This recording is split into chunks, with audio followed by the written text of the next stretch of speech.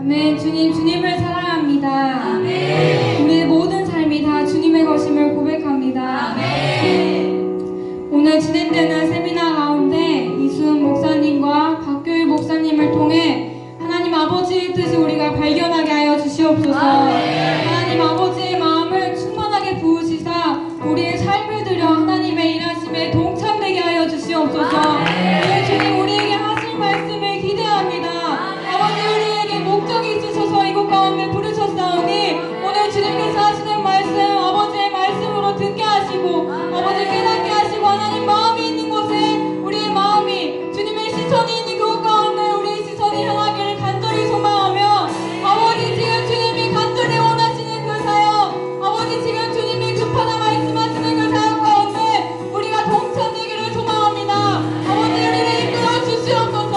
연약하고 미련하여 주님의 뜻 가운데 거슬러 나아가려는 우리의 심정을 우리의 못난 마음들을 주여 아버지 용서하여 주시옵고 다시금 주님 말씀 앞에 나아갈 수 있도록 주 인도하여 주시옵소서. 지금 하나님께서 하고 싶으신 일이 무엇인지 우리가 살펴보아 하나님 제가 그것 하겠습니다. 주님 저를 사용하여 주시옵소서. 다시 하나님께 기도하며 주의 상하시고 기도하도록 하겠습니다. 기도합시다. 주여 아버지 주님의 원하시는 가운데 동참되기를 축원합니다. 아버지 우리의 삶에 들어서 주님 아버지 하시는 일 아버지 우리 인생 고백하신 이유가 무엇인지 아버지 우리가 알기를 원합니다. 하나님 목적하신 마음을 받아서 아버지 우리 살아가는 삶에서 아버지 우리가 무엇을 주님의 마음을 기도하는 주시며 거기에 주님의 뜻대로 써주시옵소서. 여기 나아갈 수 있도록 아버지 우리의 말씀하시고 우리의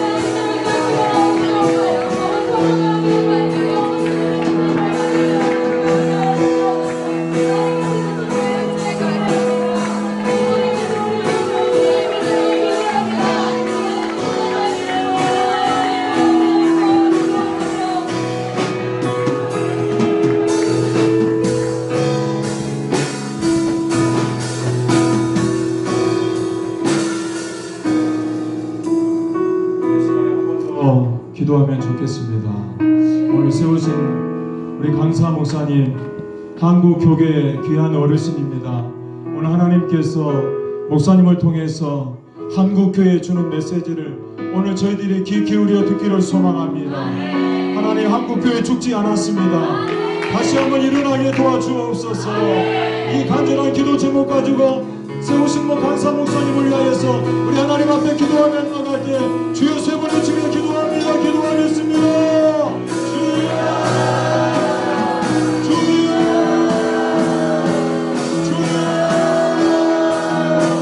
하나님 아버지 은혜를 감사합니다. 주님 도와주시옵소서. 한국 교회를 긍휼히 여겨주시기 바랍니다. 다시 한번 회복의 영이 부어지게 하여 주옵소서. 우리 주님이 붙들어 주실 줄을 믿습니다. 하나님 귀한 강사 목사님 귀한 말 거듭나셨사오니 하나님께서 장중에 붙들어 주셔서 오늘 하나님 아버지의 작은 무리가 모여있지만 오늘 저희들의 귀 기울여 듣기로 합니다. 회복의 영이 부어지게 하여 주옵소서. 한국 교회가 다시 한번 하나님의 말씀 앞에 무릎 꿇게 하여 주옵소서. 다시 한번 불같이 일어나는 역사가 있게 하여 주옵소서. 우리 주님이 붙들어 주실 줄로 믿습니다. 하나님의 역사를 내주시옵소서.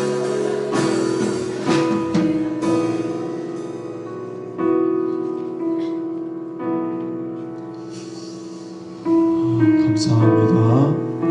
예수님 이름으로 기도합니다. 아멘. 예, 자리에 앉아 주시면 감사하겠습니다. 예, 앉으시고요. 오늘 이제 우리 귀한 목사님 교파를 초월해서 너무 귀한 목사님이 오늘 저희와 지금 함께하고 계십니다. 오늘 귀한 말씀을 우리가 듣게 될 터인데요. 듣기 전에 이 자리가 준비되기까지 우리 귀한 목사님을 저희가 모시게 되어졌는데 중간에서 정말 다리를 놓아주시고 함께 해주신 주셨는데 우리 목사님, 황 목사님께서 나오셔서 고창의 참사랑교회 담임 목사님 나오셔서 기도하시고 시작하도록 하겠습니다. 다 함께 기도하시겠습니다.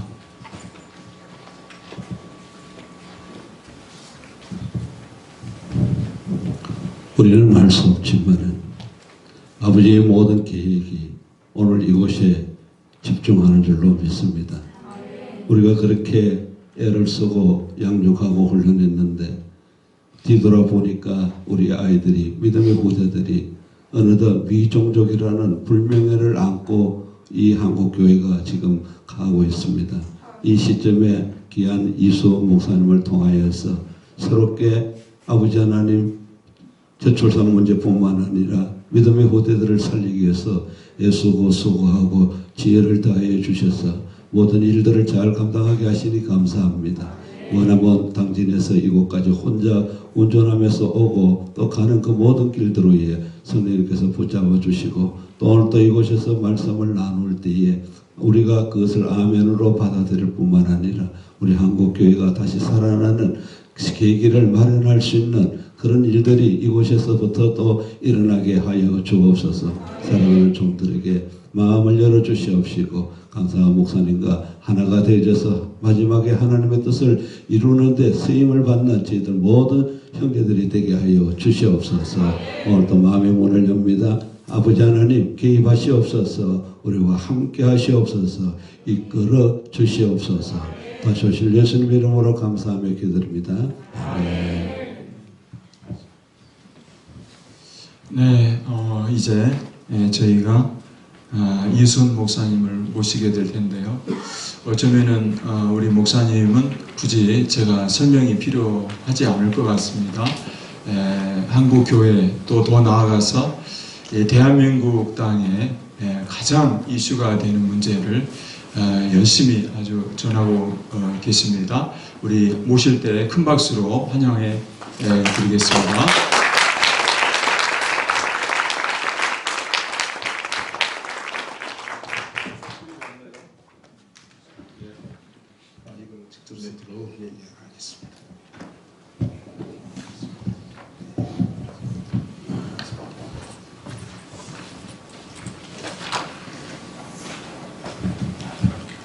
여러분 많이 반갑습니다. 서로 얼굴이 편치 않아 보이시는데 웃으면서 함께 교제하시기를 바랍니다. 지금 우리가 세계에서 유례없는 0.6이라고 하는 상상할 수 없는 인구 저출산 문제로 이 한국은 곧 망할 것이다. 인류학자들은 이미 회복의 불가능을 선언했어요. 그런 사이 더 무서운 일은 밖으로부터 들어온 인구들이 240만을 넘었습니다. 근데 240만 중에 거다수가 무슬림국에서 올라온 사람들인데요. 공식적으로 등록된 무슬림만 한국에 지금 46만 명입니다. 그렇다면 이들이 지금 창녕 창원시청 옆에 소리 울리지 않아도 괜찮습니다. 제가 조금 가까이 할게요. 울리지 않게 하시고요. 창원시청 옆에 1만 평의 그들의 산부지를 산 게 10년이 넘었어요. 기독교연합회에서 계속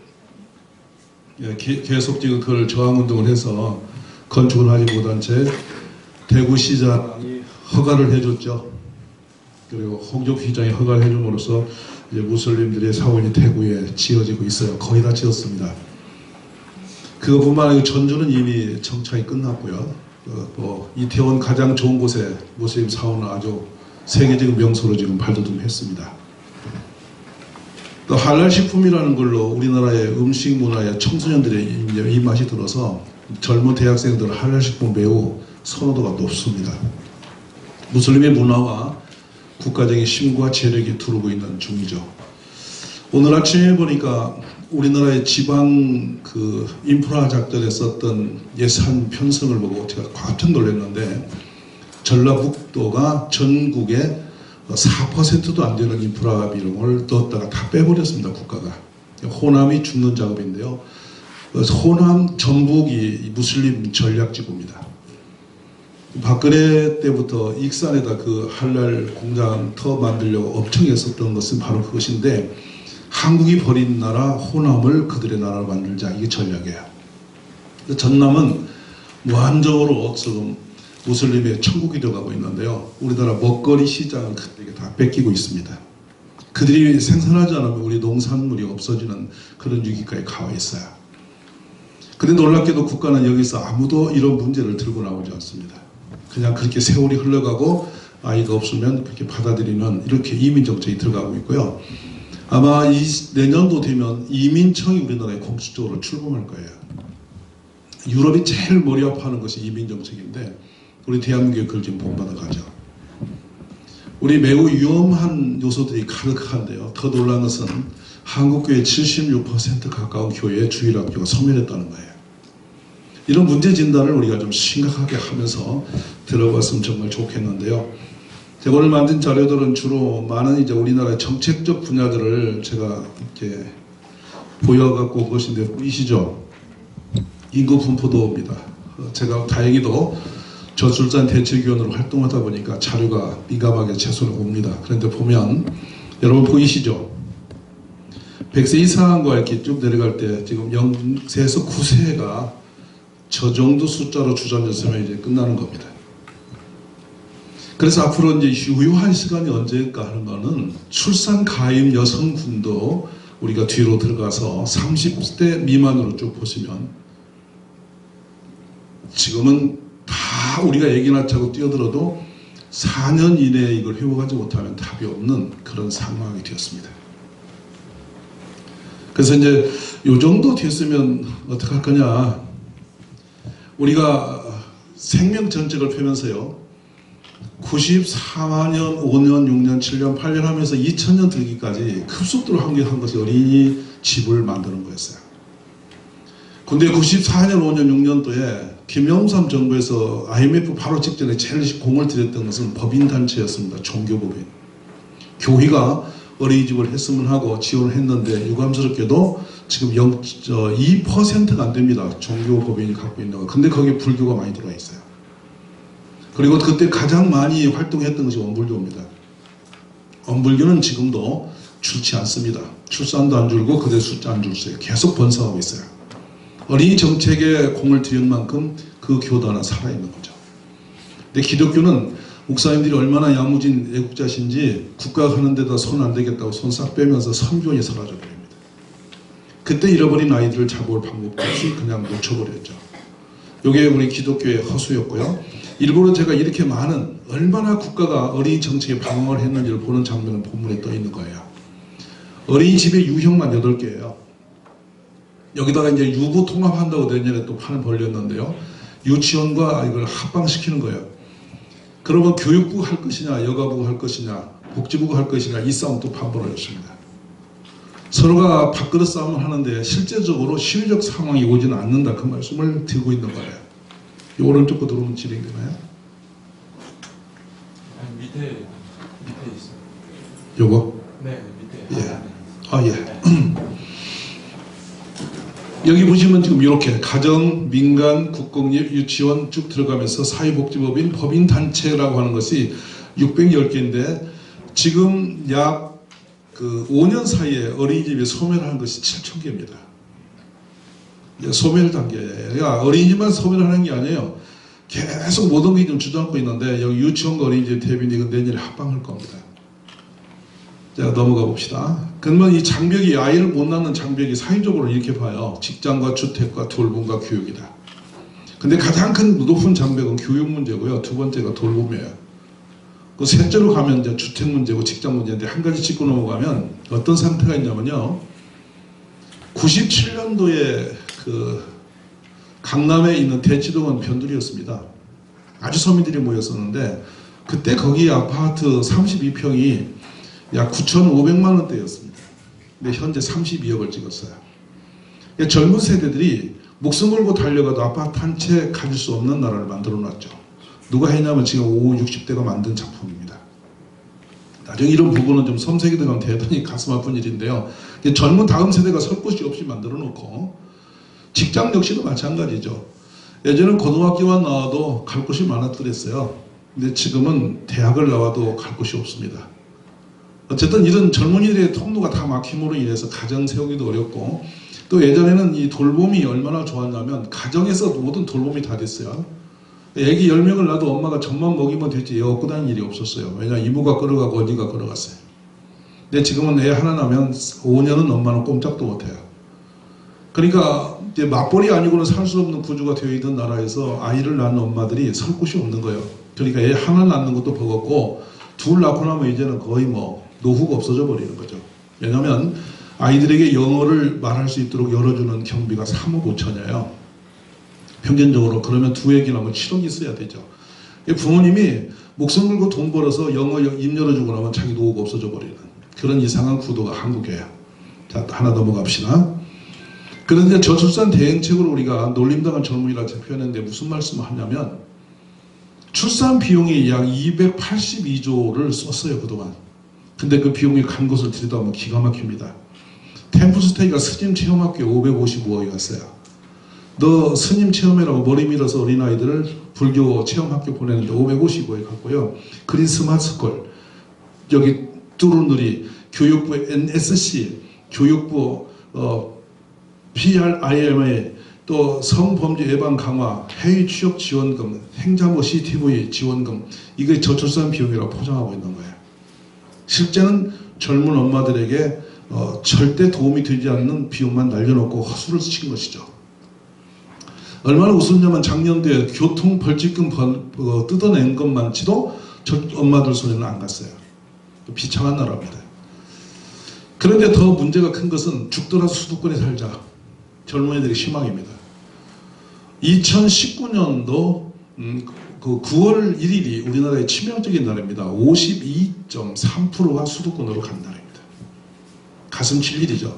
그럼 어떤 현상이 되냐면 지방 소멸이 오면서 서울에서는 길이 없고 지방에서는 살 방법이 없는 그런 이상한 나라가 생겨진 거죠. 자, 이런 것을 가슴에 좀 두시고, 왜 그렇게 됐냐? 제가 수도권의 GTS 비용과 전북의 SOC 예산을 제가 대비해 놨어요. 이거보다 훨씬 무서운 상황이 우리나라에 지금 열려 있어요. 어쨌든 국가 정책이 방어하고 있다는 것을 보시는데요. 수도권의 인프라가 뭐냐면 지하철, 도로, 아파트, 동네 뭐 꾸미는 거, 공원 만들어 이런 돈을 때리는 것이 우리나라 예산의 80% 정도가 수도를 다 먹어요. 그러니까 지방이 20% 갖고 살 수가 없으니까 수도권으로 젊은이가 갈 수밖에 없는 구조예요. 애들이 가고 싶은 게 아니라 그게 살 수밖에 없도록 만들어 놓고 눈 감고 있는 거죠. 이런 부분을 좀 두시기 바라고요. 이런 부분들은 우리가 할 수 있는 일이 아니기 때문에 제가 그냥 크게 떼어놨는데, 사실은 이거는 국회에 가서 싸워야 될 일이고 계속 갑니다. 우리 같은 사람들은. 오늘 목사님들도 힘이 좀 되면 좋겠는데 참 안 움직여집니다. 우리 교계는.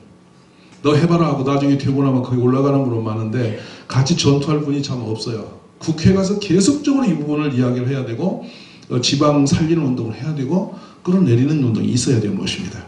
자, 그러면 교회는 괜찮은가? 한번 들여다봅시다. 현재 주일학교가 없는 교회가 70% 넘었다. 이거는 근데 정직하지 않은 통계입니다. 왜 그렇게 하냐면 실상 교회는 이보다 훨씬 상태가 안 좋아요. 근데 교회 목사님들 항상 좋은 쪽으로 방향을 잡아서 등록 교인보다 희한합니다. 우리나라의 교계 숫자 다 합치면 우리나라 대한민국 국민의 약 2배수 나옵니다. 무슨 말 아세요? 없는 국민이 절반이 나와버려요. 순식간에. 불교나 기독교는 전부 다 뻥튀기하고 있습니다. 쌀을 뻥튀기도 그렇게 튀길 수는 없어요. 그냥 실제로 들여다봐버리면 이거 엄청나게 지금 위험합니다. 이번에도 모 교단에서 우리는 70% 이상의 주일학교 있어라고 지금 저번 총회 때 올렸거든요. 근데 제가 갖고 있는 자료가 있습니다. 어림도 없는 소리입니다. 거기서는 한 3배속 뻥치기인 걸 제가 들여다보는데 이건 심각합니다. 어쨌든 이렇습니다. 지금 여기 보시면은 유아부, 영아부가 97%, 79%의 아이가 없다. 그러면 거의 모든 교회가 아이가 없다는 얘기예요. 좀 이해되셨죠? 갓난아이가 없는 지금 교회가 됐다 이 말이죠. 왜 제가 이 말씀을 드리냐면 언더우드 선교사께서 정말 잘 세웠던 그 초대 김규식 그 장로께서 그 장로가 되어서 섬겼던 세문안 교회에서 3주 전에 저에게 탐방을 왔어요. 어린이가 없대요. 우리나라의 가장 모험적인 교회였고 희망적인 교회였어요. 통합적 목사님들은 감히 잡을 거예요. 이 교회가 어떤 교회인지. 근데 그런 위대한 역사 있는 교회가 놀랍게도 나이가 없습니다. 우리 이런 고비를 가고 있죠.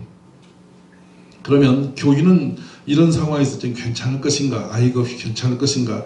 지금 여기 나오는 분포도를 보시면 경상도 지방은 인구 비례에서 교회가 형편없이 없고 호남 지방 인구 비례에서 교회가 아주 많고, 그래요 안 그래요? 이거를 보시면서 여러분 뭘 보시면 되냐면 경남은 안 되고 호남은 되고가 아니에요. 지역성 이야기하지 마세요. 어떤 선교사가 들어와서 복음을 전하냐 문제예요. 한번 여쭤볼까요? 우리나라에 이제 119 그 앰뷸런스를 누가 만든지 아시는 분 손 들어보세요. 누굴까요? 119 앰뷸런스 돌아다니죠. 그 다음에 이국중 교수 그 위상센터 아주대 만들었잖아요. 누가 만들었게요? 다 모르시잖아요. 이것이 호남을 깨웠던 유진별 선교사의 손자들이 만든 거예요. 무슨 말 아십니까? 한 사람의 선교사가 자기 삶을 4대째 바치고 나왔더니 호남 복음화율이 이렇게 높아진 거죠. 고등학교 신흥고 수피아 또 쭉 그런 이름으로 대소문요.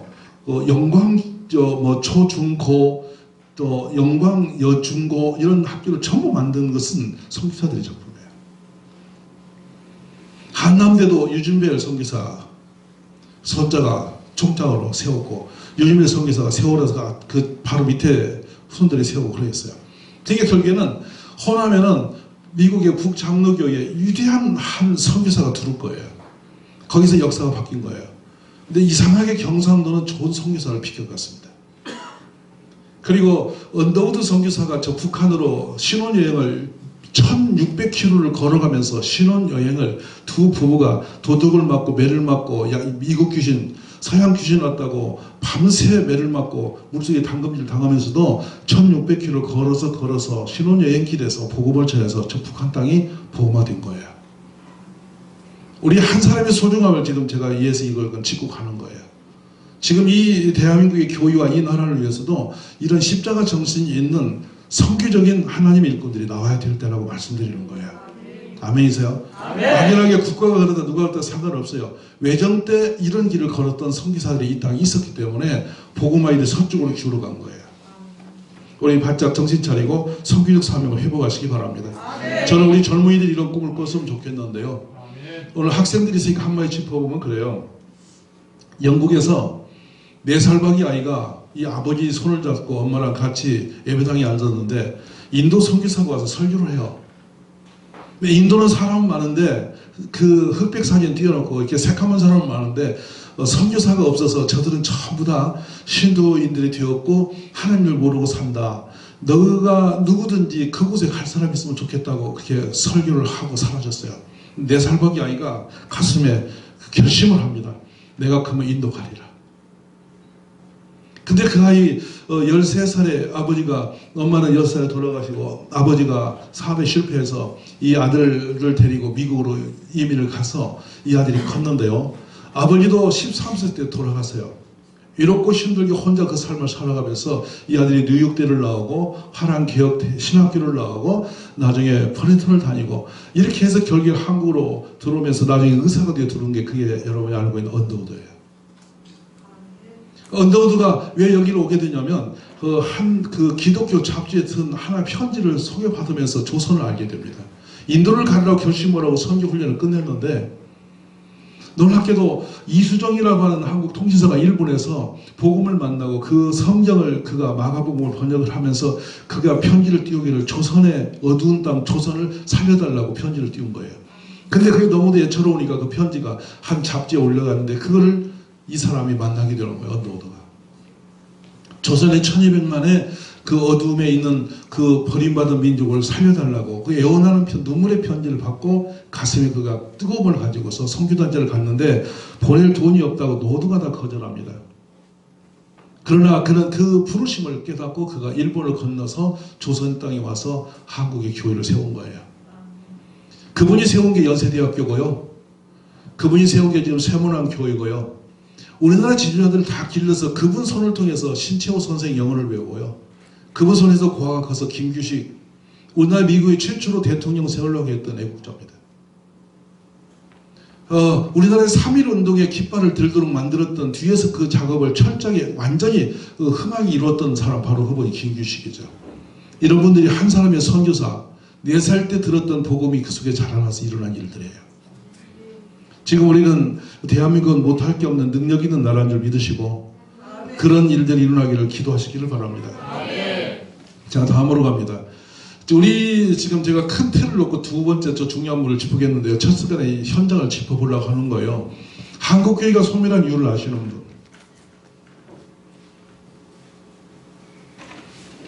지구촌에 인구가 줄고 있는 나라들과 인구가 늘고 있는 나라들의 그 방향성을 딱 짚어보면 나와요. 인구가 제일 많이 늘어나고 있는 종교 분포도가 어느 민족이라고 생각하세요, 여러분?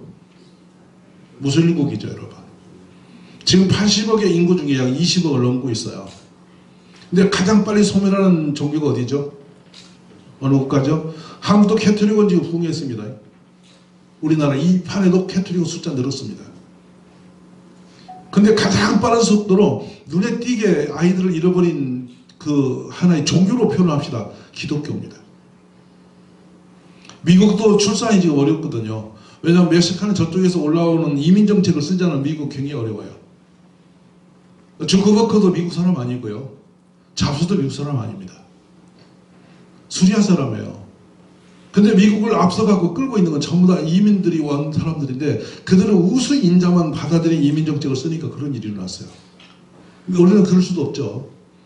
근데 어쨌든 지구 전반적으로 보면은 인구가 줄고 있는 나라와 불고 있는 나라의 편당을 이렇게 보게 되면은 그 종교성이 유일하게 강한 나라는 그 종교성을 자손 대대로 이어가는 나라는 절대 소멸하지 않습니다. 가짜인 인권도 없고 무자비한 그 무슬림 국가들이 번성하는 내용은 자기 부모가 자기 자녀를 책임지는 종교적 사명을 목숨을 걸고 지켜내는 그런 것들이에요. 근데 우리 한국교회 여기서 제가 짚고 갈 것은 뭐냐면 주일학교 시스템 자체가 지금 엉망이 되어버린 거죠. 누가 만든지도 모르게 그 길을 따라갔는데 보십시오. 애들이 태어나면 영화보다 집어넣었습니다. 거기 여자 전도사님 인도하시죠. 얘가 조금 커면 유치부로 건너갑니다. 다른 또 전도사님 또 만나죠. 초등학교 큰 데 가면은 초등학교 학년마다 부목사님 따로 계십니다. 매년 목사가 바뀝니다. 맞죠? 그 다음에 중학교 가면 또 중등부 또 바뀌죠. 고등부 또 바뀌죠. 청소년 또 바뀌죠. 대학부 바뀌죠. 청년부 바뀌죠. 목사 몇 번 만났죠? 1년에 목사님 한 번씩 2년에 목사님 한 번씩 다 바꿔버립니다. 지도자 다 바뀌어져 버립니다. 얘는 완전히 구경구처럼 우르르 갔는데요. 그러면서 무슨 생각을 하냐면 5학년만 되면 공부에 중심을 더 둡니다. 공부에서 한다고. 지구촌에서 공부를 제일 많이 하는 나라가 한국입니다. 애들이 몇 시간 하냐면 평균 12시간이에요. 애들이 뛰어봤자 공부했자 12시간짜리 안 찍고 나면 경쟁 대상에서 이미 밀려버립니다. 무섭게 공부란 이름의 그 입시 정책에 우리가 완전히 끌려가고 있어요. 근데 교회에서는 이렇게 나이별로 잘라가지고 그냥 애들을 갖다 주일학교로 막 돌려놓고 담임 목사님은 어른만 상대합니다. 왜냐하면 헌금이 거기서 오니까. 말귀 알아들으니까. 어린애를 완전히 무시해버리는 겁니다. 그러니까 아이들이 크고 나니까 자기 목자가 없어요. 대학교 가고 나니까 그때 부모가 챙깁니다. 우리 애 어디 있지? 보니까 교회 안 다녀. 성경에 나와 있죠. 목자를 치면 양이 흩어진다. 지금 무서운 구조적 오산을 우리는 가지고 있는데 어디서 누가 만든지도 모르게 성경보다 잘 지키는 거 한국교회 하나 있죠. 월요일날 목사님들 쉬는 날. 말씀은 안 지켜도 그건 다 지킵니다. 심지어 좀 된 교회 목사님들은 전부 다 월요일날 전화기도 꺼놓고 공중부양 하셨습니다. 전부 공중에 떠 계세요. 저는 실제로 상황을 말하는 거죠. 얼마나 비참한 일인지 알 수가 없습니다.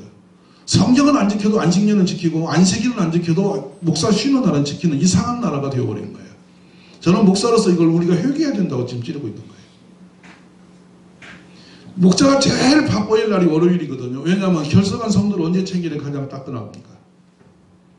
주일날 설교 들을 때 졸고 간 분을 월요일날 찾아가야 되는 거 아닙니까? 예를 들어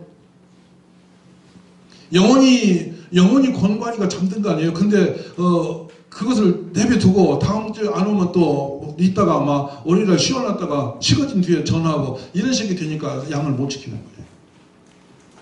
저는 주중에서 목요일날 이후에는 목사가 쉴 날이 없음을 알게 됐어요. 잘 기억하시기 바랍니다. 주일에 우리 성도님들이 주일에 와서 봉사하는 그 에너지 소비량은 엄청납니다. 어떤 분은 새벽부터 와서 종일 섬기고 밤 11시 다 돼서 집에 가시거든요. 청소가 끝내고 가세요. 근데 우리는 주일날 목사님 그 하루 몰빵했다고 힘들다고 다 손 놓고 월요일날 정한 휴일이 돼서 안식일보다 더 중요한 날이 되어버렸습니다. 지금. 이런 부분을 회개하자는 거예요. 먼저 구조적 개선 없이는 살아날 방법이 없기 때문에 과감히 제가 타임스 얘기를 하고 있어요. 물론 뭐 목사님들이 되게 기분 나빠하지만 기분 나쁘고 좋고 떠나서 교회가 살아야 되니까 이건 해야 될 줄 믿으시기 바라요. 혹시 월요일날 잘 지키시는 목사님들 혹시 이거 한 분이라도 계시면 일어나세요. 그날 교회 신방하세요. 그날 신방하시라고 월요일날. 깜짝깜짝 놀래요. 직장도 가고 농장도 가고 어디든 가셔야 돼요. 주일날 설교회에서 은혜를 못 계셨으면 찾아가서 손이라도 잡아주고 기도라도 하고 오시라 이거예요. 그러면 영혼 절대 놓치지 않습니다. 우리 그런 좀 도전이 있어지기를 간절히 원합니다. 그래서 이렇게 영아, 유치부, 청년부까지 조각조각 쪼개놓고 아이들의 목자도 없이 큰 뒤로 부모님은 믿음이 좋을수록 아이를 못 길러요. 왜냐하면 주일에 봉사하다 자기 아이가 어디 간지도 몰라요. 근데 나중에 대학 보내러 궁금해서 너 교회 갔냐 그때 물어봐. 그러면 다 큰 놈이 알아서 내가 한다고 그러면 그때는 찍소리보다 부모 꿀이 내려. 그래서 잃어버린 거죠. 해외 선교 세계 2국이라고 자랑 높였는데요. 웃기는 소리예요. 자기 집 애도 못 지켰어요. 이게 한국교회의 위기예요. 왜 못 지켰는지는 제가 두 번째 시간에 말씀을 드리고 그걸 찾아봐 드릴 텐데 이 부분에서 우리가 지금 정말 회개해야 되고 통곡해야 됩니다. 공감하십니까? 이 구조 안 바꾸고는 의리가 없습니다. 그래서 저는 이 아이들을 막 부부고 손자까지 다 앉혀가지고 21년째 예배를 드리고 있어요. 그 목사님들이 저한테 묻죠. 아이고 누구를 향해서 설교하냐고. 아니요. 누구 상대없으니까 사람 향해서 하는 거예요. 사람 향해서. 할아버지 듣고 애도 듣고 한글로 하니까 다 들어요. 근데 참 재밌는 거는 애들은 밑에서 기회 다니도 듣고 어른은 앉아서 듣는 것 같아도 안 듣고 놀라운 일이 벌어져요. 그래 초등학교 1학년 때부터는 철저하게 아이들에게 이 말씀을 받아쓰기를 해요. 지금 미국의 하버드 대학이 이제 5등으로 밀렸습니다만 하버드대에서 가장 중요시하고 있는 교육이 어떤 과목인지 아시는 분 혹시? 하버드에서 1번으로 찍고 있는 이것만은 모든 과목에서 1, 2학년 때 놓칠 수 없이 공격적으로 교수들 들고 움직이는 게 있어요. 그게 뭐냐면 원고 쓰기예요. 문해력. 그래서 일주일에 과목마다 책 3번씩 하다 보면 6과목 찍고 나면 18권을 읽어서 써머리 해내야 돼요. 하버드는 머리가 안 좋아서 못 다니게 아니라 공부 양을 몸으로 버텨내지 못해 중간에 다 탈락해버려요. 그만큼 양이 많습니다. 그러니까 책을 훑어 보면서 정확한 내용을 끌어내고 거기다 내 메시지를 얹혀서 써머리 낼 수 있어야 됩니다. 이거 아니고는 못 버티는 거죠. 제가 하버드 교수 한 분을 청빙해서 저희 교회에서 같이 사역을 하고 있어서 잘 알아요. 그거 어떻게 교육하는지. 시스템이 그렇습니다. 책을 자기 말로 엮어내지 못하는 사람은 지도자가 될 수 없대요. 상대를 설득시킬 수 없대요. 그래서 인재를 지도자로 기르는 것이 하버드의 교육의 목적이기 때문에 그들을 위해서는 뭘 제일 먼저 하느냐? 글쓰기 비법을 가르친대요. 그래 우리 교회 와서 그들이 뭐라고 말을 하냐면 이 책이 나왔으니 사보시기 바라요. 뭐라고 말하냐면 교수님이 여기는 예배에 참석하는 저 자체가 세계 지도자 훈련이래요. 그냥 목사님 하는 모든 설교를 아이들이 다 받았습니다. 받았은 그걸 들고 어디로 가느냐면 자기네끼리 모여서 9시 예배 드려서 10시 5분에 이제 끝내주니까요. 나가면 애들이 12시까지 자기네끼리 소그룹을 합니다. 오늘 내가 받아쓴 이 설교는 이 부분인데 나는 이걸 깨달았다. 너는 뭘 깨달았냐? 왜 그렇게 깨달았냐? 나는 이래서 이거 이해하고 있다. 서로 토론을 해서 점심시간까지 그 토론을 합니다. 근데 1학년, 6학년까지 같이 한 자리에 앉아서 서로가 코칭하듯이 서로가 토론하다 보니까 아이들이 말씀이 많이 녹아들어 버려요. 아멘이세요? 네. 그러니까 아이들이 단순히 듣다 마는 게 아니고 자기가 고백을 해야 되기 때문에 말씀을 경청하기 시작하고 받아 쓰다 보니까 요약이 되고 그걸 갖고 토론하다 보니까 지혜력이 생기고 그러니까 저절로 고등학교쯤 다니다 오면 한국 대학 시셔도 안 가요. 다 외국으로 가버려요, 애들이. 예배를 통해서 인재가 나오는 것이죠. 할렐루야. 목사님이 설교만 여러분 6년만 받아치면 얼마나 많은 애들이 문혈에게 창조적으로 일어나는지 모릅니다. 우리 이런 성경의 최고급 언어를 받아 써서 자기가 고백하기 시작하면 아이들 언어 톤이 달라져 버립니다. 이게 문장력과 해석력이 달라져서 이걸 보고 문해력이라고 말하고 이거를 우리가 창의력이 거기서 올라온다 말하는 것인데 글쓰기는 우연히 어느 날 갑자기 되는 게 아닙니다. 많은 책을 읽고 소화시키고 자기 고백을 할 때 문장력이 뇌에서 구조적으로 생겨나게 되는 거예요. 그러니까 일부 아이들과 예배를 통해서 이런 기적적인 일을 우리가 경험하게 되는 거예요. 여기 맨 나와 있는 사진을 보면 우측에 있는 게 아이들이 쓴 거고요. 예배 시간에 지금 부모 곁에 앉아서 아이는 받아 쓰고 있고 부모님은 졸고 있고 이런 거예요. 신비롭지 않으세요?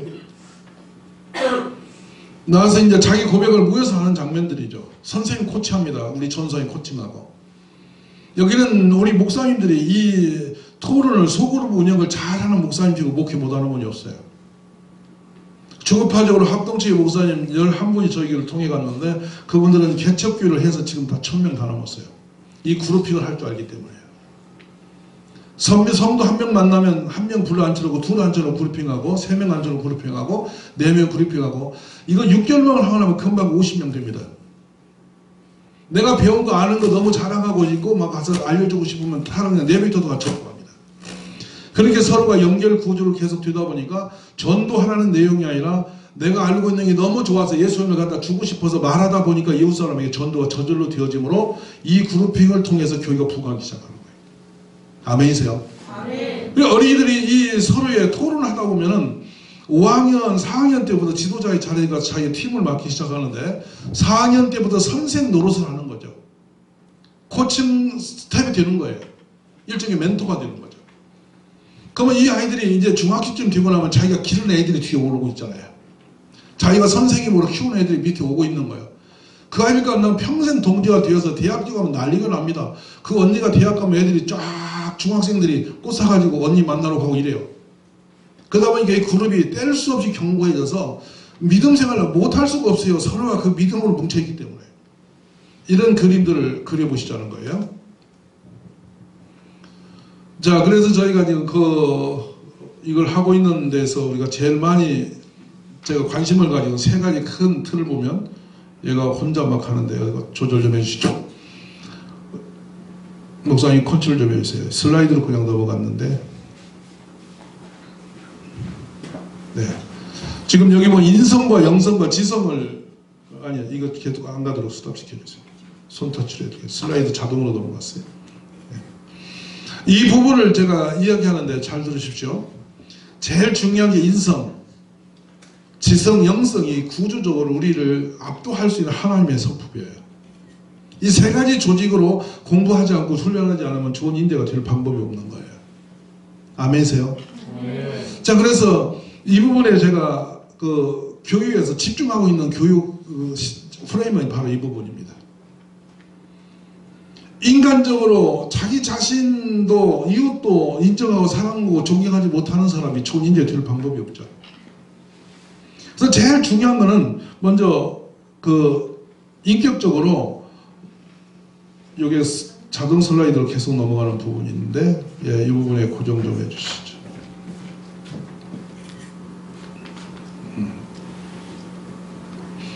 이 부분에 있어서 제가 인성 부분을 제일 중요시 여기는 부분이에요.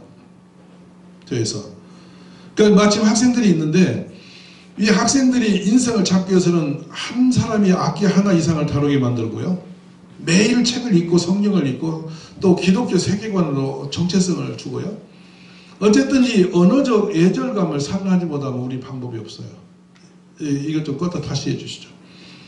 그래서 이제 이 인성 부분에서 제가 할 말이 참 많은 사람인데 사람이 대인관계에서 마지막 맞닥뜨리는 것은 인격과의 만남이에요.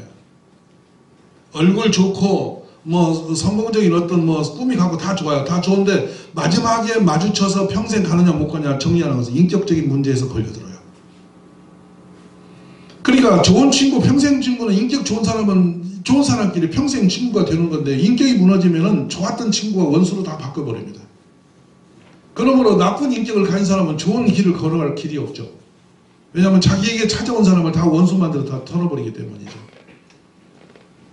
그러니까 어릴 때부터 인격이 뒤틀린 아이는 나는 어떻게든 살 길이 있겠지, 좋은 세상 살 길이 없어요. 그러므로 어려서 인격을 바로 잡아야 돼요. 어른 존중할 줄 알아야 되고요. 예절을 갖춰서 내 생각이나 상대가 어떤 고민을 하고 있는지를 먼저 볼 수 있는 눈이 열린 사람이에요. 이해력이 있는 사람이죠. 나만 생각하는 사람은 어린아이 수준이고, 이웃이 무슨 내가 이 말하면 저 친구 어떻게 반응을 할까, 내가 이렇게 표현 갖고 있으면 저 사람이 얼마나 좋고 나빠할까, 이런 부분들을 정확하게 인지해서 그것을 상처 주지 않고 걸어가는 사람이에요.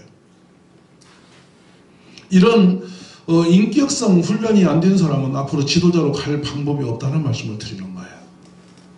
우리 학생들이 잘 새겨들어야 돼요. 근데 인격이 놀랍게도 12세까지가 만들어지는 나이 연령대예요. 청소년기 되면은 그 나쁜 게 다 드러납니다, 밖으로. 그래서 교회물이 되어버리는 거죠.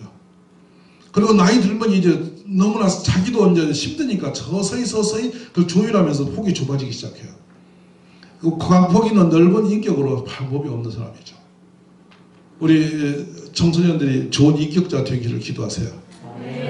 제일 좋은 인격이 누구냐면 성경대로 되는 애들인데요. 베드로 후서 1장에서 여러분이 그거 들여다보시면 다 나와 있어요. 그게 인격적, 우리의 인격의 그 프레임이 거기 다 들어있어요. 훗날에 보시기 바라요. 베드로 후서 1장을 보시면 완전히 세팅되어 있어요. 저는 종종 그거 고민해요. 왜 베드로 사도가 유별나게 하나님의 교육의 그 시스템을 거기다 걸어놨을까를 늘 생각해 보는데요. 참 놀라운 일이 있어요. 베드로 사도만큼 성질 급해갖고 사고 맞힌 사람이 없어. 그래서 훗날에 자신이 그걸 이렇게 한이 맺혀서 기록하지 않나 그 생각을 해보는 거예요.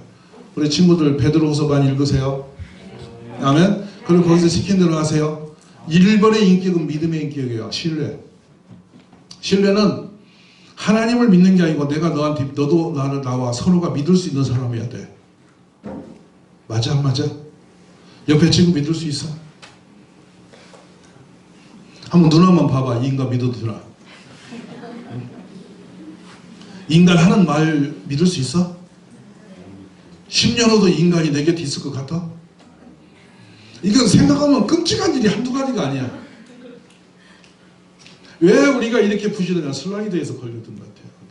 예. 이게 충격이 뭐냐면 이 세상은 왜 제가 이 지금 인격 부분에서 신뢰, 믿음이라는 게 1번의 교육에 걸려 있느냐면 우리는 믿음 이러면 하나님과 관계만 얘기해요. 근데 인간끼리도 믿어야 살아요. 못 믿는 인간하고 살 수 있어요? 이거 지금 이해되세요? 안 되세요?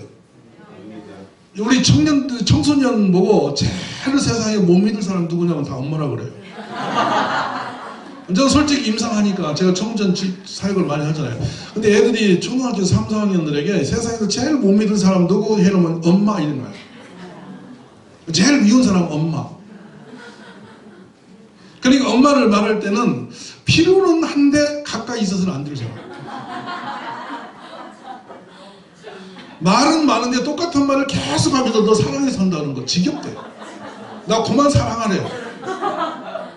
이게 아이들의 마음에 있는 함맺힌 소리죠. 자기는 부모에게 못하는데 제3자의 목사에 그 말을 소스를 주는 거예요. 우리 엄마가 사람인 줄 아냐고. 그러면서 왜 그러냐면 엄마가 교회에 있을 때 목사님 앞에서는 진짜 이상한 여자로 바뀌어 있대. 집에서 아빠하고 있는 거 보면 완전히 우리 엄마가 완전히 애들 말을 미안해요. 개판이래. 근데 교회만은 우리 엄마가 달라져 있대. 그래서 내한테 한 말이 있어. 5학년짜리가 하나님 무척 피곤할 거라고. 우리 아빠도 피곤하다고 하는데 하나님이 더 피곤하실 거라고 우리 엄마 보면 안다고. 근데 놀랍게도 그 딸도 엄마를 많이 닮았다는 거예요. 심각하지 않으세요? 이게 인격적 문제예요. 믿을 수 있어야 되는데요. 왜 믿을 수 있어야 되는지는 두 번째 시간에 아주 중요한 부분을 제가 알려드릴게요. 그래서 예전에는 이 예전은 밥상 머리도 됐어요. 밥상에서. 그래서 여러분 요셉은 그 증손자까지 보고 세상을 떠났는데요. 요셉이 자손을 낳았다라고 되어 있어요. 그 히브리 언어로 들어가면 그게 무릎이라는 의미가 나와요. 요셉이 증손자를 어떻게 했냐면 낳은 게 아니라 무릎에서 낳았다는 뜻이에요. 그건 뭐냐? 무릎팍에 앉혀놓고 신앙 교육을 시켜서 길렀다는 뜻이에요. 아멘? 자, 이런 부분을 우리가 새겨 듣고 우리 아이들이 부모님 없이 지금 큰 아이가 되기 때문에 이런 생각이 우리가 오는 거예요. 마지막에 제가 이제 놀수 프로그램을 해놓는데 이게 뭐냐면 우리 애들끼리 노는데요. 1학년, 2학년 아이들이 제일로 같이 한번 어깨 마주대고 놀고 싶은 사람이 누구이게요?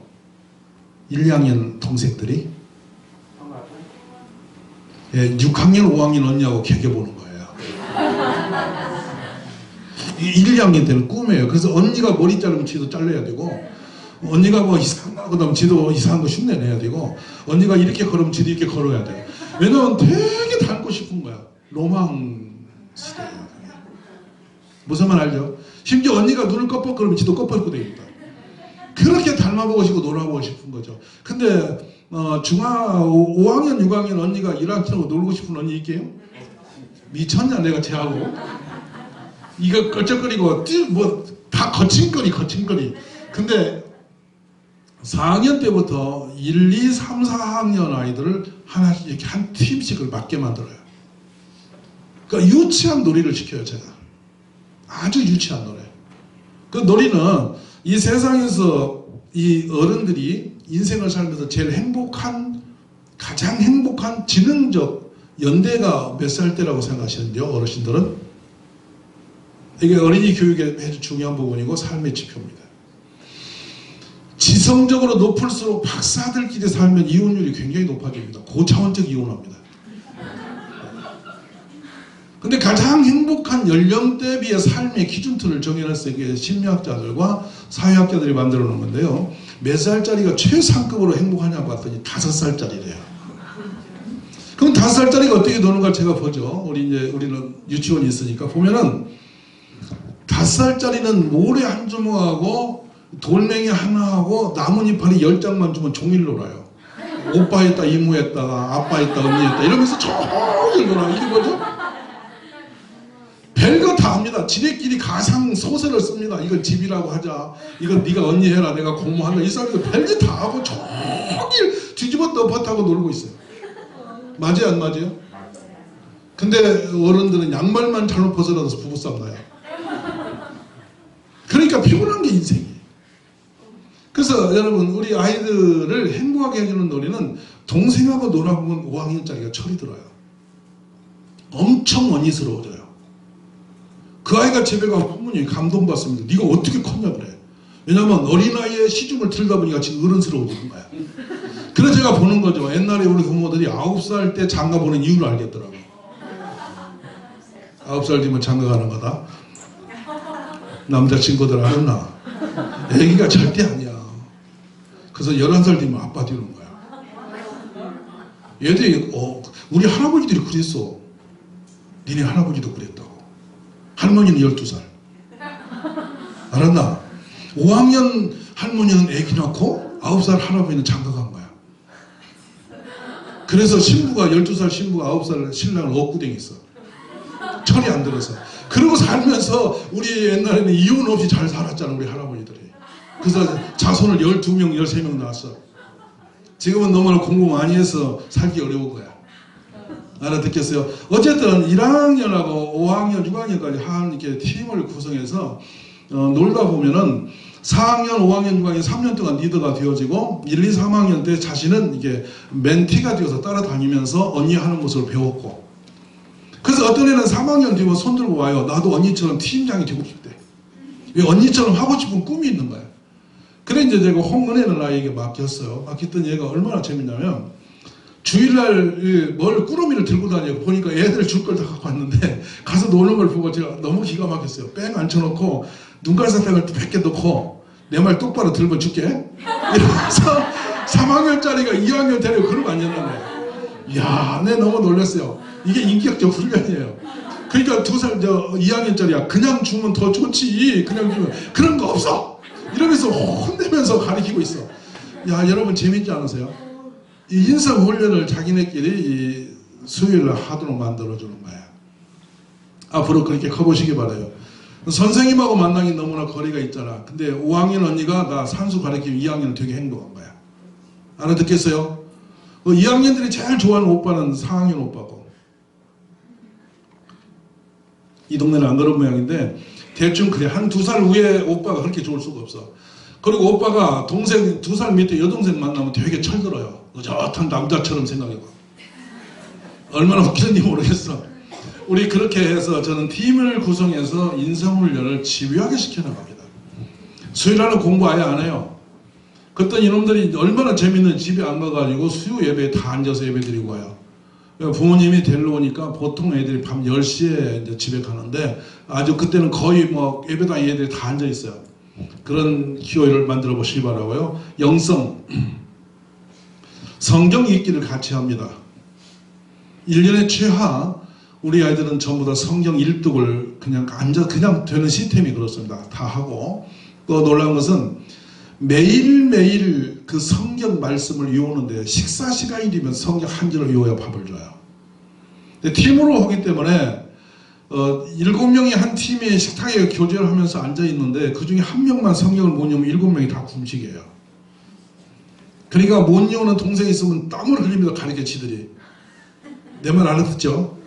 그래서 전부 다 성경을 외우면 1년에 적어도 우리 애들이 아무리 못 읽어도 309절은 암기를 합니다. 감사하죠? 그 6학년 졸업하고 나면 애들이 1000 이상의 성경 구절을 외우니까 언어 속에 자꾸 외우는 말은 튀어나오게 됐어요. 그래서 성경 언어를 초등학교 때 이미 많이 쓰게 된단 말이에요. 알아두시기 바랍니다. 고급 언어가 튀어나오죠. 그 다음에 큐티를 제가 만든 그 큐티가 있어요. 어린이용 큐티를 스스로 하게 하고요. 예배 시간에 말씀 노트 하게 하고 기도를 하게 하는데 기도 방법을 여기서 짚어드리려고 하겠습니다. 우리 친구들이 1시간 이상 기도를 하고 진짜 깊은 기도를 하고 응답되는 기도하는 방법은 한 가지밖에 없어요. 물론 성령의 인도하심이 있어야 되는데요. 우리 아이들이 논리적으로 긴 문장을 나열하면서 기도를 이렇게 하고 어른들도 그런 기도를 합니다. 그 기도가 중언부언입니다. 다시 말하면 따따붙하죠. 내용은 많았는데 지도 모르는 겁니다. 그래서 얘들아 속지 마라. 엄마가 1시간 기도했는데 뭔 기도를 했는지 모르고 그냥 간다. 기억도 안 나. 하나님만 피곤한 거야. 근데 여러분 들어보세요. 시편에 다윗이 했던 모든 기도들을 가장 많이 중심에 놓고 보는데 다윗은 한 가지 포커싱을 놓고 투급합니다. 돌고 돌아도 한 가지 목적이에요. 그래서 우리 아이들이 성령을 받도록 할 때 제가 어떤 코드로 기도할 때 애들이 가장 많이 성령을 받고 기도가 터져서 막 밤새 울고 하는 걸 봤더니 우리 아이들에게 이걸 제가 해봤어요. 하나님 제가 머리가 좋지 않습니다. 공감하시는 친구 손 들어봐요. 하나님 제가 머리가 별로 안 좋습니다. 눈만 흩쳐도 유효지면 좋겠는데 뚫어지게 읽어도 안 유효집니다. 유효한 것 같은데 돌아서 또 잊어버립니다. 그런 친구. 손 안 드는 사람은 다 상처가 많은 사람들이에요. 차마 들기는 그러고 안 들자니 그러고 되게 갈등 중에 눈이 왔다 갔다 지금 그러고 있는 거야. 옆에 드는 소리 들리면 들 텐데 이러면서 다 보여. 근데 보자. 어떤 게 있느냐면 이 내 약함을 들고 그거 하나를 갈고 하나님께 가는 거예요. 나의 약함 한 가지. 그걸 밤에 100번, 200번, 300번 파는 거야. 똑같은 언어로. 아무리 강심장도 내 약한 거 10번, 20번, 100번 똑같은 언어를 썼다 보면 나중에 가슴이 폭발할 것처럼 슬픔이 오고 아프고 눈물이 나고 막 폭발하면서 성령 임재가 와요. 그래서 기도가 열립니다.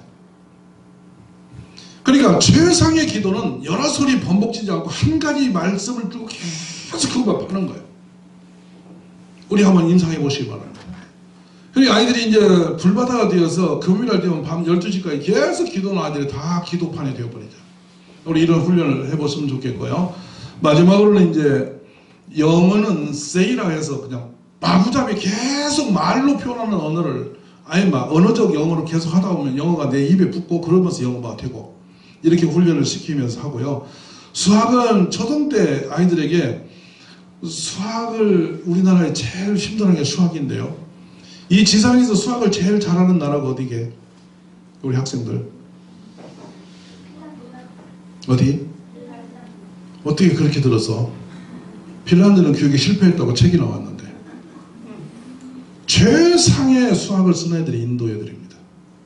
두 번째 싱가포르거든요. 근데 인도 애들이 이번에 그랬죠. 그 동네에서 학교 떨어지면 하버드 갑니다. 그래서 하버드 미국으로 유학 가면 제 머리가 안 좋아가는 애들요. 인도 학교가 지금 미국을 앞섰습니다. 그만큼 공부의 지적이 높죠. 그래서 이번에 뛰었을 때 그 달나라 뒤편에다가 인공위성 올리잖아요. 수학이거든요. 논리. 그러니까 수학은 어려운 학문이 아닙니다. 그래서 제가 필요하시면 이제 곧 드리겠는데 우리나라 수학의 가장 원조적인 사람이 고차원이라는 사람이에요. 고차원. 이름이 고차원이에요. 이름 바꿨어요. 근데 그분이 저하고 이제 동역을 하면서 어린이 수학을 지금 새로 개발해서 뿌리기 시작하는데 아주 쉽고 이해력이 탁월한 수학 공부예요. 이런 개발사 아이들에게 뿌려주고 있습니다. 자, 이제 이 시간 좀 쉬시고 두 번째 시간에 언약 자손으로 제가 거들러 넘어가려고 생각합니다. 쉬시기 바랍니다. 고맙습니다.